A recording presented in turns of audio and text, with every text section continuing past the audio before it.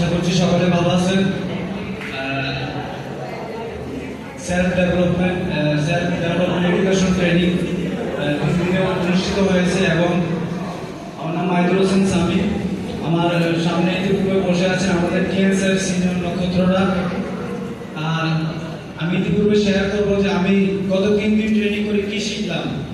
আমি যদি বলি ট্রেনিং মানে নতুন কিছু, তো পারভেজ স্যার আমাদেরকে একটা কথা বলেছিলেন যে learning is the foundation of success. সফল হতে গেলে আমাদেরকে নতুন কিছু শিখতে হবে, প্রতিনিয়ত নতুন নিজেকে আপডেট করতে হবে, রাইট কিনা? তো আমি মনে করি যে আমি এই ট্রেনিং থেকে একটা শিক্ষা নিয়েছি। এখন থেকে আমি কখনোই মনে করবো না যে আমি অনেক কিছু জানি। এখন থেকে মনে করবো আমি সবসময় নতুন কিছু শিখবো। সো টিএনসে ইনকাম করতে গেলে যে বিষয়টা দরকার, আমরা যখন কাজ শুরু করি বা আমরা যখন টিম করি, সেক্ষেত্রে দেখা যাচ্ছে যে আমরা টিমগুলো অনেক সময় করতে পারি না।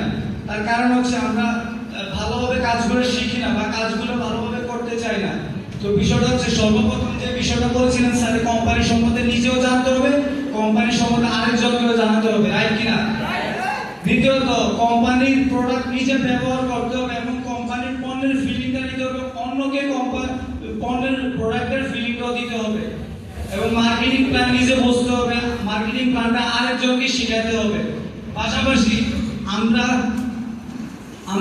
টিএনসি নিয়ে অনেকে কি করি, আমরা অনেকে সন্দেহ করি, ডাউট করি।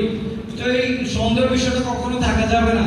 যেমন আমরা সবচেয়ে বেশি পৃথিবীতে আমরা সবচেয়ে বড় প্রতারণা করি নিজের সাথে প্রতারণা করে। তো সেলফ ডাউটের কথাটা বলেছিলেন স্যার। আমি আগে একটা বিষয় দেখতাম, আমি নিজেকে নিয়ে সবচেয়ে বেশি ডাউট করতাম, আমি কাজটা পারবো কি পারবো না, কাজটা সফল হতে পারবো কি পারবো না।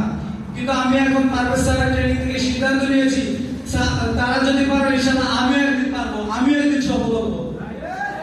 আর যদি জিএনসি থেকে কেউ যদি কার এজিং করে থাকে, আমিও ইনশাআল্লাহ কার এজিং করবো। জিএনসি থেকে কেউ যদি বিদেশ করে আমিও ইনশাআল্লাহ পারবো। এখন থেকে এই সিদ্ধান্ত নিয়েছি